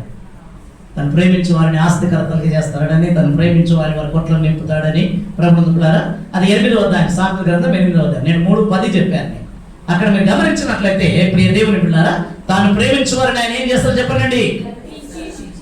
ఏం చేస్తారు చెప్పనండి? నేను మీకు జ్ఞాపకం చేస్తున్న ప్రియ దేవుని పిల్లారా, తండ్రి తన 12వ వచనం తండ్రి తనకు ఇష్టడైనటువంటి కుమారుని గద్దించు రీతిగా యెహోవా తాను ప్రేమించే వారిని ఏం చేస్తాడట? గద్దిస్తాడు. పెద్ద ఆయన అన్నాడు ఏంటంటే, దేవుని గద్దింపులకు శబ్దం రాదట. ఖుదా లాంటికు ఆవాజ్ నయాతే అన్నాడు పెద్దలు. అర్థమవుతుందమ్మా? అంటే దేవుని దెబ్బలకు ఏం రాదట? చెప్పండి. That is no sound. శబ్దం రా. అంటే మనం గమనించాల్సిన విషయం ఏంటంటే దేవుని పిల్లరా, ఇబ్బందులు కలిగినప్పుడు, శ్రమ కలిగినప్పుడు, బాధలు కలిగినప్పుడు దేవుడు మమ్మల్ని విడిచిపెట్టాడని అనుకో. ఆమేన్. హల్లెలూయా. కీడు వెనకాల చెప్పండి అండి, మేలు దాచుంది అనే సత్యాన్ని మీరు గ్రహించాలి. హల్లెలూయా. ఒక నష్టం మనకు జరిగిందంటే బాధపడద్దు, ఒక ఇబ్బంది మనకు కలిగిందంటే బాధపడద్దు. దాని వెనకాల దేవుడు ఏదో గొప్ప మేలు దాచాడు, దేవుడు ఏదో అద్భుతం చేయబోతున్నాడు, దేవుడు ఏదో గొప్ప కార్యం చేయబోతున్నాడు. తప్పకుండా ప్రభుత్వారా మా జీవితాల్లో దేవుడు ఏదో నూతన కార్యం చేయబోతున్నాడని దేవుడి వైపు మన ప్రేమను ఇంకా అధికమవుతూ ఉండాలి. దేవుడి వైపు, దేవుడి పట్ల మనకున్నటువంటి మక్కువ, అభిమానం ఇంకా ఏమవుతుండాలి చెప్పండి? ఎక్కువ అవుతూ ఉండాలి. దేవునికి మహిమ కలుగును గాక. హల్లెలూయా. కానీ అలిగి ఉండొద్దు, గుడిబడులు మానద్దు, ప్రార్థన జీవితం మానద్దు, సహవాసాన్ని మానద్దు, ఆత్మ జీవితంలో దిగజారిపోవద్దు. శ్రమలు కలిగినప్పుడు ప్రియ దేవుని బిడ్డలారా, దేవుని స్తోత్రంలో ఒక శ్రమలు కలుగుట నాకు మేలాయను అంటాడు దావీదు మహారాజు 119వ కీర్తనలో. కాబట్టి నేను మీకు జ్ఞాపకం చేస్తున్నాను ప్రియ దేవుని బిడ్డలారా, దేవుని స్తోత్రం. 4 రోజుల తర్వాత ప్రభు వారు ఇంటికి వస్తూ ఉంటే మార్తమ్మ గారు యథావిధిగా ఎదుర్కోవడానికి వెళ్ళాను. హల్లెలూయా. అప్పుడు మార్తమ్మ గారు ఆయన కలుసుకుని అంటుందయ్యా, నువ్వు ఇక్కడ ఉంటే మా తమ్ముడు చనిపోయేవాడు కాదు. అప్పుడు ప్రభు ఒక మాట అన్నాడు, అమ్మా దేవుని యందు విశ్వాసం ఉంచుతున్నావు, నా యందు విశ్వాసం ఉంచుతున్నావు, మీ తమ్ముడు చనిపోయిన తిరిగి బ్రతుకుతాడు. అప్పుడు వెంటనే ఈవిడ అన్నది ఏంటంటే, అంత దినంలో మా తమ్ముడు లేస్తాడని నాకు తెలుసు అన్నాడు. ఇప్పుడు ప్రభు ఏం చేయబోతాడో తనకు తెలియదు, కానీ ఎప్పుడు మాట మాట్లాడుతున్నామా? అంత దినముడు ఆయన రాకడ సమయంలో తప్పకుండా పరిశుద్ధులు ఏం చేయబడతారు? లేపబడతారు. ఆ సంఘటన జ్ఞాపకం చేస్తుంది. కానీ ప్రభు ఒక మాట అన్నాడు, పునరుత్థానమును జీవమును నేనే, నా యందు విశ్వాసం ఉంచువాడు చనిపోయినను బ్రతుకుతాడన్న. దేవుని స్తోత్రం చెప్పడం. హల్లెలూయా. అంటే మనం గుర్తించాలంటే నేను ఎందుకు మీకు జ్ఞాపకం చేస్తున్నా అంటే ప్రియ దేవుని పిల్లరా, చేర్చుకోవడం వలన మనకు జీవితాల్లో ప్రభువు ద్వారా మన కుటుంబాలలో దేవుడు గొప్ప కార్యాలు చేస్తాడు. ఆమేన్. కాబట్టి మీ జీవితాల్లో నేను మీకు జ్ఞాపకం చేసేది ఏంటంటే, ప్రభువును మీరు కలిగి లేరు అని నేను అనడలేదు. ఒకవేళ నూతనంగా ఉంటే ప్రభువుకు చోటు ఇవ్వాలి. ఆమేన్. ఇంటిలో చోటు ఇవ్వాలి, మన ఒంటిలో కూడా చెప్పండి అమ్మా, ఒంటిలో కూడా చోటు ఇవ్వాలి. మన హృదయమే దేవుని ఆలయం, మన హృదయమే మనమే దేవుని ఇల్లు. ఆమేన్. చెప్పడమా, మనమే దేవుని ఇల్లు. మనం గుర్తుపెట్టుకోవాలి. దేవునికి స్తోత్రం కలవాక ప్రభువులారా. కాబట్టి నేను మీకు జ్ఞాపకం చేసుకోండి, జక్కయ్య చేర్చుకోండి. ఏం జరిగింది? అతని ఇంటికి రక్షణ వచ్చి, అతని పరివర్తన కలిగి, మారు మనసు కలిగి, అతని జీవితం అంతా కూడా మారిపోయింది. ఊరు వారందరూ కూడా ప్రభు వైపు వెళుతూ చూపిస్తున్నారు. అసలు జక్కయ్య ఎవడో తెలిస్తే ఆయన ఆ ఇంటికి వెళ్ళేవాడే కాదు. అసలు జక్కయ్య గురించి సరిగ్గా తెలవదు అని అనుకుంటున్నారు వాళ్ళు. ఎవరు? ఊరి వారందరూ కూడా వస్తూ ఉన్నారు. కానీ ప్రభువు ద్వారా యేసయ్య ఎవరి కొరకు వచ్చాడు? నేను పాపులను, ఆరోగ్యం కలిగిన వారి కొరకు నేను రాలేదు, అనారోగ్యం కలిగిన వారి కొరకు నేను వచ్చాను. ఆమేన్. ఆయన ఏమన్నాడు చెప్పండమ్మా? దేవుని స్తోత్రం. ఆరోగ్యం కలిగిన వారికి వైద్యుడు అక్కర్లేదు. ఎవరికి అవసరం మరి? అలాగే పాపులను రక్షించడానికి ఆయన వచ్చాడు కనుక ప్రభువు ద్వారా వారందరూ కూడా ఆయన వైపు ఒక చిన్న చూపు చూస్తూ ఉన్నారు. ఆయన ఒక వెలివేయబడిన వాడిగా ఉన్నాడు. ప్రభువు ద్వారా ఆయనకు మట్టుకు ఆయనకు ప్రభువు ద్వారా గొప్పవాడిగా ఉన్నప్పటికీ కూడా, ధనవంతుడిగా ఉన్నప్పటికీ కూడా, మంచి ఉద్యోగం కలిగి ఉన్నప్పటికీ కూడా మనసులో నెమ్మది లేదు, రక్షణ లేదు. అందరి చిన్న చూపు. ప్రభువు ద్వారా అందరిలో ప్రభువు ద్వారా అతను దేవిస్తూ, అందరి మధ్యలో అతను ఒక నిందల పాలవుతూ జీవిస్తూ వచ్చాడు. కానీ ప్రభువు ద్వారా అతను ఏం చేశారు చెప్పండి? అతని జీవితాన్ని మార్చాడు. ప్రభువు తన కుటుంబానికి రక్షణ తీసుకుని వచ్చాడు. అంత మాత్రమే కాదు, ప్రియ దేవుని ద్వారా అక్కడ ఉన్న సమాజం అందరితో చెప్తున్నాడు ఏంటంటే, ప్రభువు ద్వారా ఇతడు కూడా అబ్రహాము కుమారుడే. మీరే అబ్రహాం కుమారులు అనుకుంటున్నారు, మీరొకరే పరిశుద్ధులు అనుకుంటున్నారు, మీరొకరే దేవుని కుమారులను మీరు అనుకుంటూ ఉన్నారు. నేటి నుండి అబ్రహాం కూడా ఎవరు కుమారుడు అంటే చెప్పడం, జక్కయ్య కూడా ఎవరు కుమారుడు అని చెప్పాడు అంటే ప్రభువు ద్వారా సోషల్ స్టేటస్ మార్చి వేశాడు. ఆమేన్. సమాజంలో ప్రభువు ద్వారా అతనికి పరువును పెంచాడు, అతని విలువను పెంచాడు, అతని ఘనతను కలగజేశాడు. సమాజంలో ఒకరిగా ప్రభువు ద్వారా సమాజం చేత చిన్న చూపు చూడబడినటువంటి అతడు ప్రియ దేవుని బిడ్డలారా ఈ రోజు అందరి చేత ఘనపరచబడుతూ ఉన్నాడు. హల్లెలూయా. కాబట్టి ప్రియ దేవుని బిడ్డలారా మనం గమనించాలి, దేవుని ప్రభువు ద్వారా ప్రభువుని చేర్చుకుంటే కలిగే లాభాలు ఏంటో అక్కడ మనం గమనిస్తూ ఉన్నాం. ప్రియ దేవుని బిడ్డలారా అలాగే దేవుని స్తోత్రం, దైవ సేవకులను చేర్చుకున్నాం. ప్రియ దేవుని బిడ్డలారా ఇక్కడ మనం గమనిస్తూ ఉన్నాం గనురాలైన స్త్రీ గురించి కదా. రాజుల గ్రంథం 4వ అధ్యాయం 8వ వచనం నుంచి మీరు చూస్తే అక్కడ ఒక మాట రాయబడి ఉంది. ఎవరంటే చెప్పడమా? దేవుని స్తోత్రం. అక్కడ సునేమురాలైనటువంటి గనురాలు అని రాయబడింది. ఎవరంటే చెప్పడమా? పేరు రాయబడలేదు కానీ గనురాలు. ఎందుకు గనురాలు ఎంచబడింది ఆమె? దైవజేవుడు ఆ ఊరికి వస్తూ వెళుతూ ఉంటే ఆయన దగ్గరికి వెళ్ళి, అయ్యా మీరు భక్తి గల దైవజనుడు అని నేను ఎరుగుదును, మా ఇంటికి వస్తూ పోతూ ఉండండి, మీరు వచ్చినప్పుడల్లా మా ఇంట్లో బస చేయండి అని ఆయన బలవంతం చేస్తున్నారు. బలవంతం చేయడమే కాకుండా ఆయనకు కావలసిన ఏర్పాట్లన్నీ కూడా చేస్తున్నాడు. ఎవరు చెప్పడమ్మా? కనురాలు. అందుకే ఆమె క్రియలను బట్టి ఆమె కనురాలుగా ఎంచబడింది. ఆమె కాబట్టి దైవజనుడు ప్రేమించింది వారిని, ప్రభువు ద్వారా వారి ఇంటిలో చోటు ఇచ్చింది, వారి ఇంటిలో ప్రభువు ఆతిథ్యం ఇచ్చింది, ఆయన అవసరతలు తీర్చడానికి ప్రభువు ద్వారా ఆమె పరిచయం చేసింది. అప్పుడు ఆ దైవజనుడు అన్నాడు, ఇప్పుడు మన ఎడలు ఎంత శ్రద్ధాభక్తులు చూపిస్తుంది కదా, ఆమె విషయంలో మనం ఏం చేయాలి? ఏదైనా ఎవరైనా అధికారులతో ఆమెను గురించి మాట్లాడాలా, ఎవరి గురించి సిఫారసు చేయాలా చెప్పండి అని అన్నప్పుడు అప్పుడు ఆ పనివాడు అన్నాడు, అయ్యా ఆవిడకు ఎవరు లేరు చెప్పండి, పిల్లలు లేరు, సంతానం లేదు. అప్పుడు పిలిచి మరుసటి వారు తప్పకుండా దేవుని కుమారుని పోతుందని చెప్పి వారు వెళ్ళారు. దేవుని స్తోత్రం చెప్పడమా? హల్లెలూయా. మళ్ళీ చెప్పడమా? హల్లెలూయా. దేవుడు ప్రభువును దుఃఖులారా దేవునికి చోటిచ్చి చూడండి. మీరు దేవుని కలిగి ఉండడానికి ఒక ప్రయత్నం చేయండి. ప్రియ దేవుని బిడ్డలారా దేవునికి ప్రాధాన్యత ఇవ్వండి. మీ జీవితంలో మొదట మీ జీవితాల్లో మీ కుటుంబాల్లో ప్రియ దేవుని బిడ్డలారా మొట్టమొదటి దేవునికి ప్రాధాన్యత ఇవ్వండి, మొదటి స్థానం దేవునికి ఇవ్వండి. ప్రియ దేవుని బిడ్డలారా దేవుని కలిగి ఉండడానికి కొరకు మీరు ప్రయత్నం చేయండి. ఆయన చిత్తాన్ని గ్రహించండి. ప్రభువా మీ సన్నిధి మాకు కావాలి, మీ తోడు మాకు కావాలయ్యా, మీరు మాతో ఉండాలయ్యా. ప్రభువును దుఃఖులారా ఏ పని ప్రారంభించినా, ఏ పని మొదలు పెట్టినా, ఏ దినం మొదలు పెట్టినా ఆయన ముమ్మూర్తిగా పెట్టుకొని ఆయన ప్రాధాన్యత ఇచ్చి మీ జీవితాలలో ఆయనకు ఇవ్వాల్సిన విలువను ప్రాధాన్యతను మీరు ఇచ్చి మీ జీవితాల్లో ఆయనతో పాటుగా మీరు అడుగు వేసినట్లయితే మన జీవితాలు ప్రభువుని ద్వారా మన కష్టార్జితం ఆశీర్వదింపబడుతుంది. మనం చేయి ప్రతి పని కూడా సఫలమవుతుంది. ప్రభువుని ద్వారా మనం అందరం కూడా దేవుని స్తోత్రకులకు ఏమవుతుందో చెప్పడమా, అతడు చేయనిదంతయు సఫలమవును అన్నట్టుగా ప్రభు మనతో ఉంటే ఆయన మన పక్షాన్ని ఏం చేస్తాడు చెప్పండి, కార్యాలు జరిగిస్తాడు. మన పక్షాన యుద్ధాలు చేస్తాడు, మన పక్షాన మార్గాలు సరళం చేస్తాడు. మన పక్షమున ప్రియ దేవుని బిడ్డలారా, దేవుని స్తోత్రంలో ఆయన ప్రభువుని ద్వారా మన పక్షం నుండి ఆయన వ్యాజ్యం ఆడతాడు. దేవునికి మహిమ కలుగును గాక. హల్లెలూయా. ఎవరిని కలిగి ఉంటే యేసయ్యను కలిగి. ఎవరిని కలిగి ఉంటామా? యేసయ్యను కలిగి ఉంటే. నేను అమ్మ ప్రభువుని ఎరగనప్పుడు ప్రియ దేవుని బిడ్డలారా, మా అమ్మ నాన్నలు పెద్ద ప్రభువుని ఎరిగిన వారేం కారు. మా అమ్మ పేరు దుర్గమ్మ, మా చిన్నమ్మ పేరు ఎల్లమ్మ. వారు శివశక్తులు అంటారా, ఏమంటారు చెప్పడమా, అలాంటి వారు పూనుగాలు ఉండేవారు. ప్రభుని ఎరిగిన వారు ఇంకా దేవుని బిడ్డలారా, దేవుని సువార్త విన్నారు. ఇలాగే దైవజనుడు మా ఊరికి వస్తూ ఉంటే దేవుని మాటలు విన్నారు, దేవుని వైపు తిరిగారు.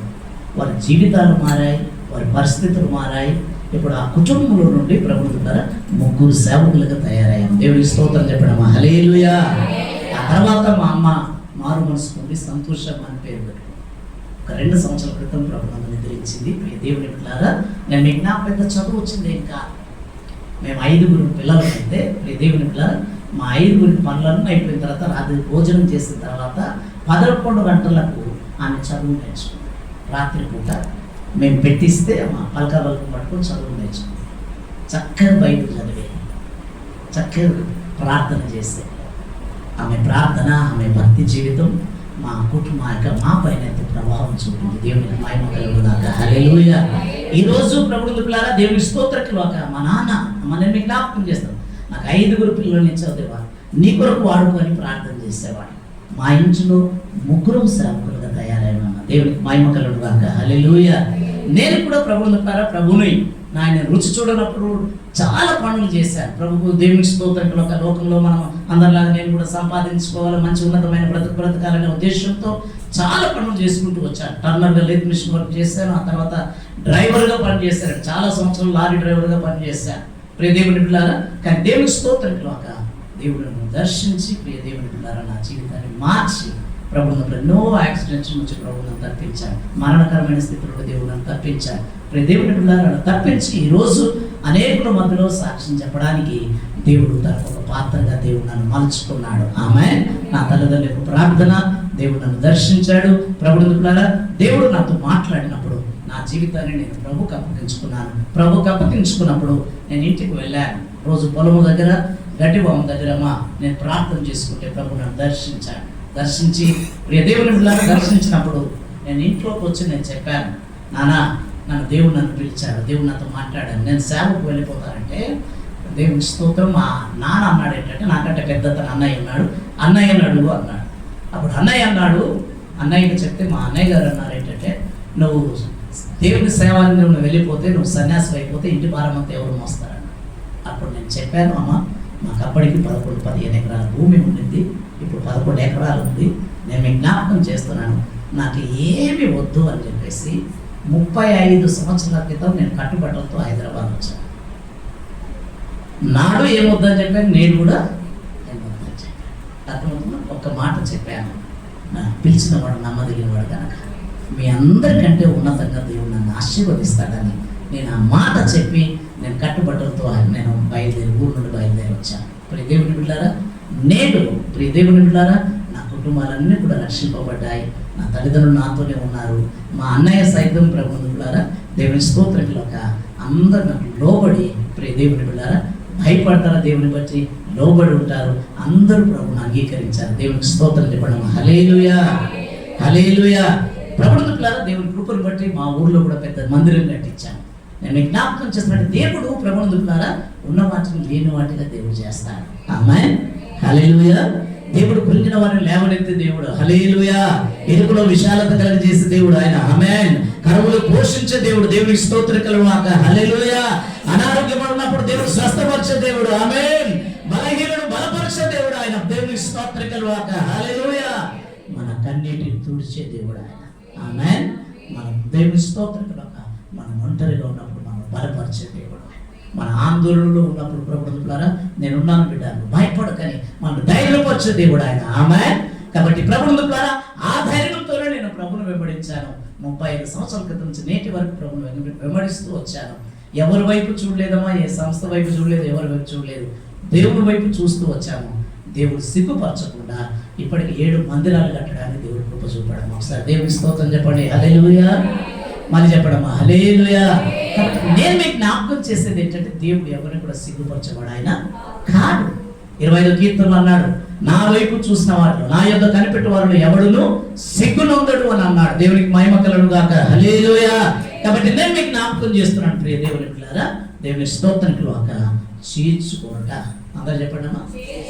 చేర్చుకున్న తర్వాత ఏం చేయాలా? బైబిల్ మూసాను. మీకు తెలిసిన విషయాలు 5 నిమిషాలు చెప్పి నేను ముగిస్తాను. చేర్చుకున్న తర్వాత ఏం చేయాలమ్మా? అందరూ చెప్పండి, ఓవరాల్గా చెప్పండి. చేర్చుకున్న తర్వాత ఏం చేయాలా? మళ్ళీ అందరూ చెప్పండి, ఏం చేయాలి? ఒక మాట మీకు జ్ఞాపకం చేస్తాను ప్రియ దేవుని పిల్లారా. మత్తయి సువార్త 11:29 ఒక మాట రాయబడింది. 28వ వచనంలో ఏమన్నారంటే, అమ్మా నేను చెప్పాల్సిన అక్కర్లేదు, నా వైపు చూడ తీసే అవసరం లేదు. ప్రయాసపడి భారం మోయించిన వాళ్ళారా నా యొద్దకు రండి, నేను మీకు. సరే, ఈ మాట అందరూ చెప్పారు. 29వ వచనం చెప్పండి. Very good, thank you. నేను సాత్వికుడను, దీన మనసు గలవాడను, నా కాడి మీ మీద ఎత్తుకొని నా యొద్ద నేర్చుకోండి అంటున్నాడు. ఇప్పుడు చేర్చుకుంటేనే సరిపోదు, ఇప్పుడు ఏం చేయాలా? నేర్చుకోవాలి. ఆయన మార్గాలు ఏంటి, ఆయన కట్టడలు ఏంటి, ఆయన పద్ధతులు ఏంటి, ఆయన విధి విధానాలు ఏంటి, ప్రభుత్వారా మన దేవుని యొక్క ఆలోచన విధానాలు ఏంటి అనేది మనం ఏం కావాలి చెప్పడమా? సంపూర్ణంగా మనం ఎరగగలగాలి. ఆమేన్. మన క్రైస్తవ జీవితాన్ని, బలవర్తమైన జీవితాన్ని మనం జీవించాలనుకున్నాం, ఆధ్యాత్మిక జీవితంలో మనం ఎదగాలనుకున్నాం, దేవుడు ఆశించే స్థాయిలో మనం ఫలములు ఇవ్వాలి అనుకున్నప్పుడు ప్రభుత్వారా ఆయన ఏ పద్ధతిలో జీవించాలని దేవుడు ఆశపడుతున్నాడో, ఆ మార్గంలో మనం నడవాలని ఆయన ఇష్టపడుతున్నాడో, ఆయన ఆలోచన విధానాలన్నీ కూడా మనం ఏం కావాలా? సంపూర్ణంగా ఎరిగిన వారంగా మనం ఉండాలి. ఆమేన్, హల్లెలూయా. దేవుని వాక్యంలో అనేక విషయాలు మనం గమనిస్తూ ఉన్నాం. 107వ కీర్తనలో 106వ కీర్తనలో రాయబడి ఉంది. ప్రియ దేవుని పిల్లారా, ద్వితోపదేశ కాండంలో రాయబడి ఉంది. ప్రభువుని పిల్లారా, నేను ఇంకా ఎజ్రా నెహెమ్యా గ్రంథంలో రాయబడి ఉంది. వారందరూ కూడా ఇశ్రాయేలుకు ఆయన కట్టడలను, ఆయన విధులను వారికి ఏం చేశారట? నేర్పించారు. ఏం చేస్తారు చెప్పండమ్మా? నేర్పించారు. ఏం చేస్తారు చెప్పండి అండి? నేర్పించారు. కాబట్టి మనం కూడా ఏం చేయాలి? ప్రభు దగ్గర ప్రభువుని చేర్చుకోవడమే సరిపోదు. చాలా మటుకు ఏంటంటే దేవుడు ఏదో కార్యం చేస్తాడని, ఏదో అద్భుతం చేస్తాడని, ఏదో రోగం కొరకు, నొప్పుల కొరకు, లేదా దయ్యం పట్టిన సాతానుడు విడుదల పొందడానికి కొరకు, పరిస్థితులు బాగుగాడని కొరకు, మెరుగు కావడానికి కొరకు దేవుడు నమ్ముకుంటే వారు చూడు మా పక్క వారు ఆశీర్వదింపబడ్డారు, మేము కూడా నమ్ముకుంటే అలాగ అవుతుందేమో, ఇతరులను చూస్తూ ప్రభువుని ద్వారా దేవుని వైపు వస్తూ ఉంటారు. సంతోషం. కారణం ఏదైనా కావచ్చు, దేవుడి దగ్గరికి రావడం శుభ పరిమాణమే. కానీ అంతటితో మన క్రైస్తవ జీవితం ఆరంభం అవుతుందే తప్ప ప్రభుత్వారా అదే అంతంగా క్రైస్తవ జీవితం ప్రభుత్వారా ప్రభుని తెలుసుకోవడం, ప్రభుని చేర్చుకోవడంతోనే ఆరంభం అవుతుంది. ఆ ఆరంభమైన తర్వాత మనం ఏం కావాలా? మన ఆధ్యాత్మిక జీవితంలో మనం ఎదగడానికి, సంపూర్ణతలోనికి మనం వదలడానికి, ఆయన సంపూర్ణతకు సమానమైన స్థితిలోనికి మనం ఎదగాల గనక ప్రియ దేవుని బిడ్డలారా, మన జీవితాల్లో రూపాంతరం చెందే అనుభవంలోనికి మనం వెళ్ళాలి గనక, ఆ స్థితిలోనికి వెళ్ళాలంటే మనం ఏం చేయాలా? అనుదినం ఆయన యుద్ధం ఏం చేయాలమ్మా? నేర్చుకోవాలి. ఏం చేయాలి చెప్పండి? అందరూ చెప్పండి, ఏం చేయాలి? మళ్ళీ చెప్పండి, ఏం చేయాలి? సరే, దేవుని స్తోత్రం. ప్రియ దేవుని బిడ్డలారా, ఇప్పుడు ప్రభు మందిరానికి వస్తున్నారు కదమ్మా. ప్రతి ఆదివారం ప్రభు సన్నిధికి వస్తుంది. ఏం చేయడానికి వస్తుంది చెప్పండి? ఒకటి, ఆయన కృతజ్ఞతలు చెల్లించడానికి, ఆయన గణపరచడానికి. 2, మూడవది ఏం చెప్పండి? ఆయన దగ్గర నేర్చుకోవాలి. ఎందుకు చెప్పండి? ఇప్పుడు మరి నేర్చుకున్న తర్వాత ఏం చేయాలి చెప్పండి? చెప్పండి, ఏం చేయాలి? సొప్పసును అప్నాతరం అన్నట్టు కూడా ఈ చేత విని ఈ చేత వదిలిపెట్టాలా? ఏం చేయాలి మరి? దేవుని వాక్యంలో ప్రభుత్వం ఏం నేర్చుకుంటామో దాని ప్రకారంగా మనం దిద్దుకున్నదానికి ఇష్టపడాలి. ఆమేన్. చాలా మంది ఏంటంటే నేను జ్ఞాపకం చేస్తున్నామా, ఏదో ఆశపడి చేర్చుకోవడానికి పరిమితం అవుతూ ఉంటారు, నేర్చుకోవడానికి ఇష్టపడాలి. కొన్నిసార్లు కొంత మటుకు నేర్చుకుంటాం కానీ మార్చుకోవడానికి ఇష్టపడదు. సంవత్సరాల తరబడి మందిరాలకు వెళ్తూ ఉంటాం, వస్తూ ఉంటాం, పోతూ ఉంటాం. ప్రభు ద్వారా అంతా మాకు తెలుసు అనుకుంటూనే పప్పులు కాలేస్తూ ఉంటాం. ఎంత తెలుసమ్మా? ఇంకో మాటలు చెప్పాలంటే అసలు అయ్యా మీరు నిన్న మొన్న మందిరానికి వస్తున్నారు, మేము అసలు మందిరం అసలు ప్రారంభమే మేము అనేవాళ్ళు ఉంటారు. అసలు నిన్న మొన్న మీరు ప్రభువుని తెలుసుకున్నారండి. అసలు మీ తాత ముత్తాతల నుంచి ఎవరని చెప్పండి, క్రైస్తవులు అని చెప్పుకునేవారు ఉన్నారు. అర్థమవుతుందా? నేను మీరు ఎంత సీనియారిటీ అనేది ముఖ్యంగా మీరు ఎంతవరకు దిద్దుకుంటూ వస్తున్నారు, ఎంతవరకు మార్చుకుంటూ వస్తున్నారు, ఎంతవరకు ఆ పరిపూర్ణ దశలోనికి మీరు వెళ్తున్నా, ఎంతవరకు ఆ సంపూర్ణతలోనికి వెళ్తున్నా, ఎంతవరకు రూపాంతర అనుభవంలోనికి వెళ్తున్నా, ఎంతవరకు ఆ ప్రతిష్ఠ జీవితాలు జీవిస్తున్నా, ఎంతవరకు నా జీవితం చేయబడిన జీవితాలు జీవిస్తున్నా, ఎంతవరకు ప్రభు కొరకు ప్రభుత్వారా దేవుని స్తోత్రకులు ఒక సాక్షులుగా జీవిస్తున్నా, ఎంతవరకు ప్రభు కొరకు ప్రభుత్వారా వైరాగ్యం కలిగి జీవిస్తున్నారు అనేది ప్రాముఖ్యం. దేవుని స్తోత్రం చెప్పడమా, హల్లెలూయా. మళ్ళీ చెప్పడమా, హల్లెలూయా. మళ్ళీ చెప్పడమా, హల్లెలూయా. యథా రాజా తథా ప్రజ అన్నట్టుగా ప్రభుత్వం ద్వారా మీరు అలాగే కాలం గడుపుకుంటూ వెళితే, ఏ మార్పు చేర్పులు మన జీవితాల్లో లేకపోతే, ఏ పరివర్తన మన జీవితాల్లో లేకపోతే, ప్రియ దేవుని బిడ్డలారా, దేవునికి సాక్షులుగా మనము ఉండలేము. ఇతరులు ప్రభుత్వం ద్వారా దేవుని స్తోత్రం, ఇతరులు మనల్ని చూసినప్పుడు మనల్ని ఏం కనబడాలి? మనల్ని జ్ఞాపకం చేస్తున్నామా? క్రైస్తవులము అని ఇతరులు గుర్తుపట్టాలంటే మనం ఎలా ఉండాలి? దానికంటే ముందు నేను మీ ప్రశ్న అడుగుతాను. క్రైస్తవులు అంటే అర్థం ఏంటి నాకు చెప్పండి. చెప్పండి, మీ పరిభాషలో ఏదైనా చెప్పండి. మీరు నేను నింద మోపట్లేదు, రెండోది మీ మీద జుర్మానా కూడా ఏం వేయట్లేదు కదా. ఏదో ఒకటి చెప్పండి, ఎవరితో వచ్చిన మాట అది చెప్పండి. క్రైస్తవుడు అంటే అర్థం ఏంటి చెప్పండి, గట్టిగా చెప్పండి. యేసుని కలిగి ఉన్నవారు. ఇంకా చెప్పండి అమ్మా, చెప్పండి చెప్పండి. అందరూ మాట్లాడంట లేదు, నోరు తెలిస్తే ముత్యాలు రాలిపోతాయి అన్నట్టుగా అసలు బిగబట్టుకుని ఉన్నారు. చెప్పండి. కొందరేమో అసలు నోట్లో వేలు పెడితే కూడా అలా ఉంది మీ వైఖరి. మరి అవునా? అసలు నోరు తెరిచి చెప్పండి.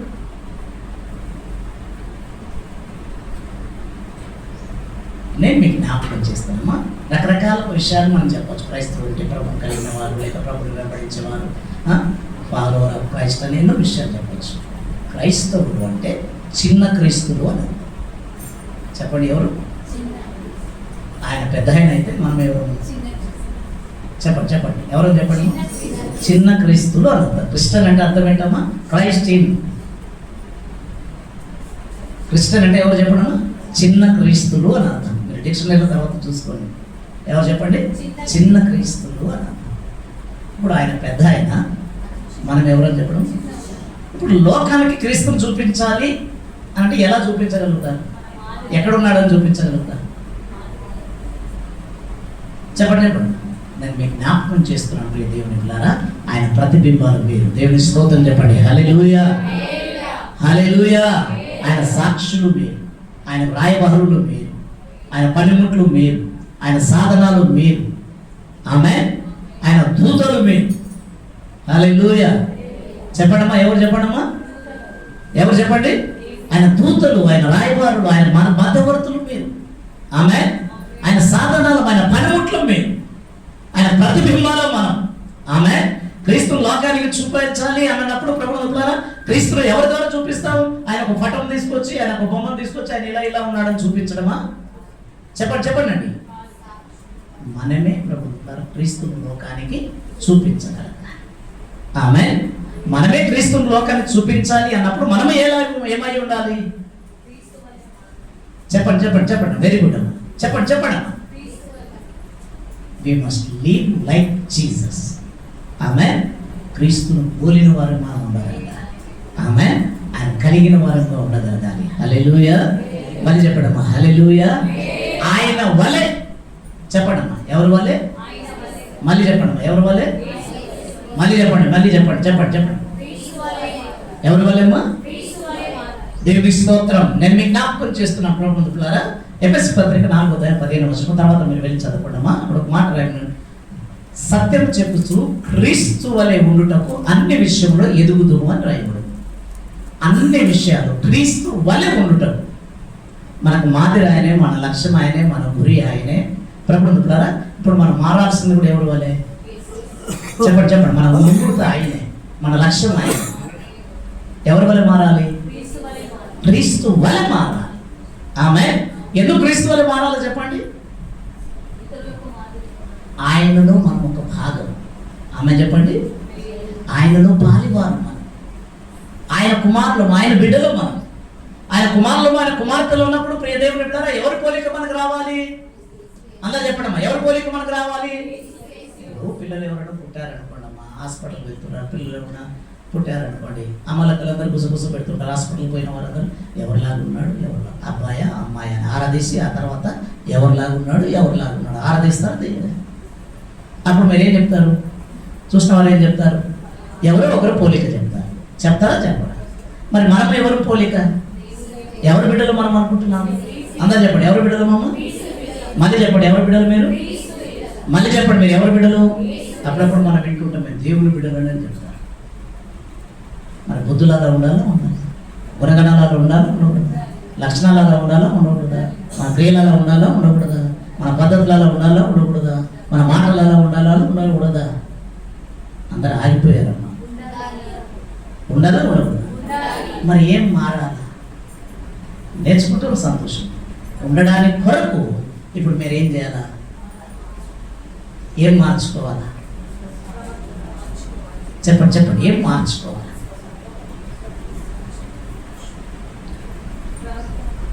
నేను మీకు జ్ఞాపకం చేస్తున్న ప్రభుత్వారా, దేవుని స్తోత్రంలోగా మనం చూడగానే వారు ఐడెంటిఫై చేయగలగాలి.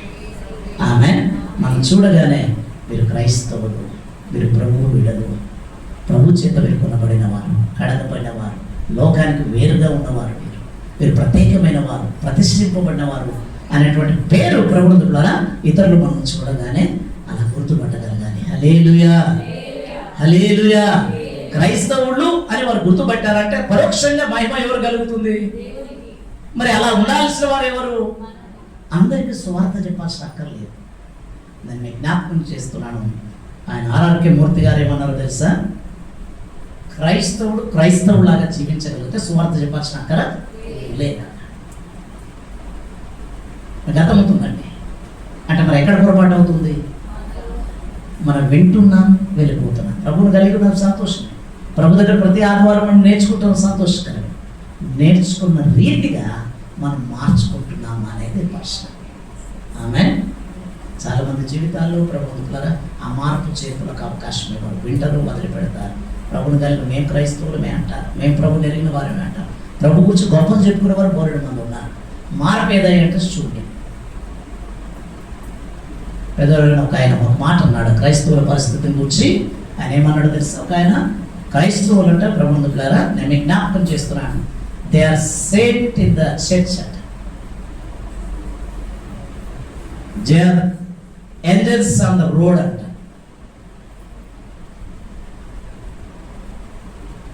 They are devils in home అంట.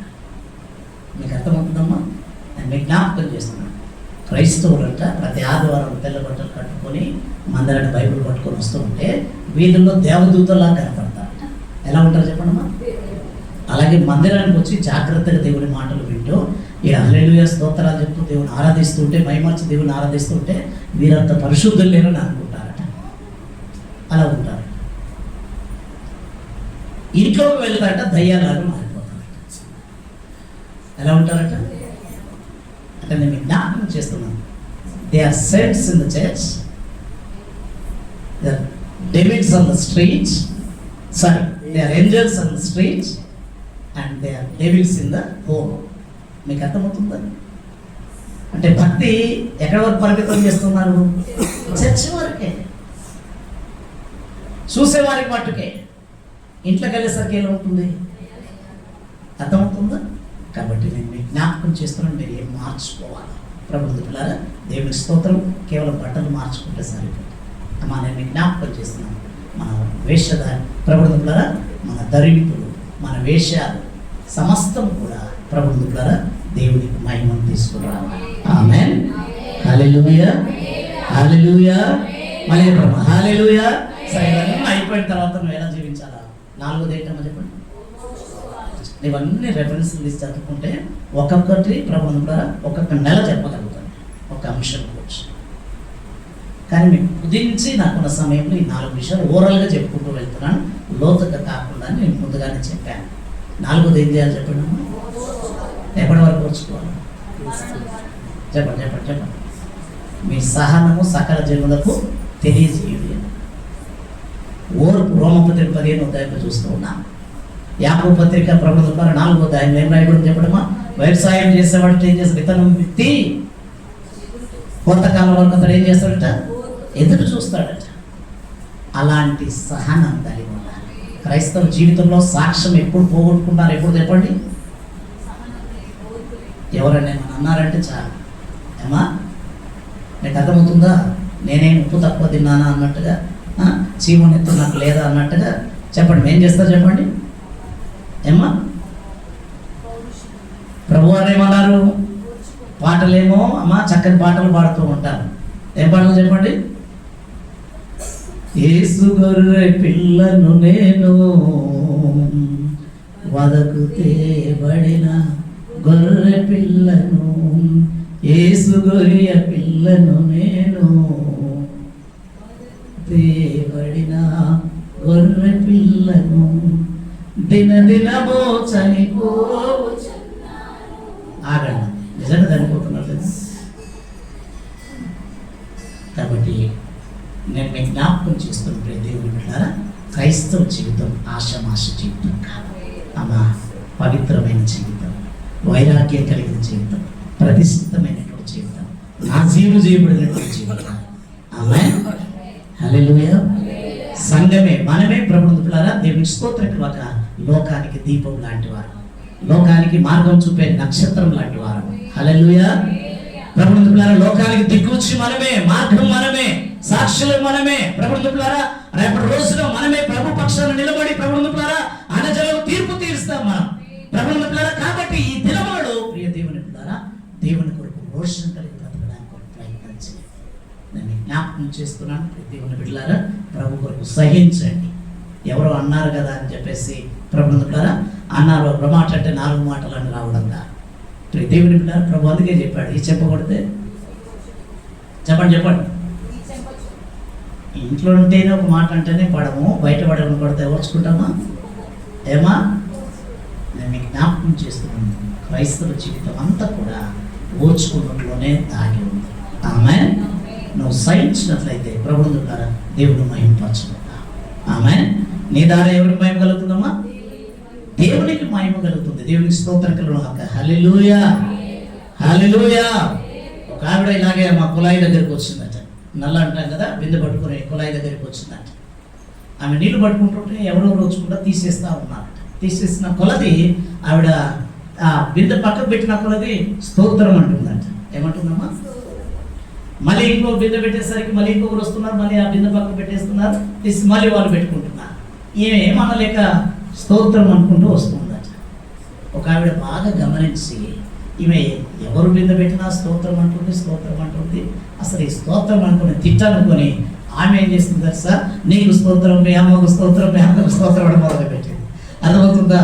కాబట్టి నేను మీకు జ్ఞాపకం చేస్తున్నాను, ప్రభువుని బిడ్డలారా మీరు ఎక్కడికి వెళ్ళినా మీ సాక్ష్యమే ప్రభువుని బిడ్డలారా ఇతరులను ప్రభు యొద్దకు ఆకర్షిస్తుంది.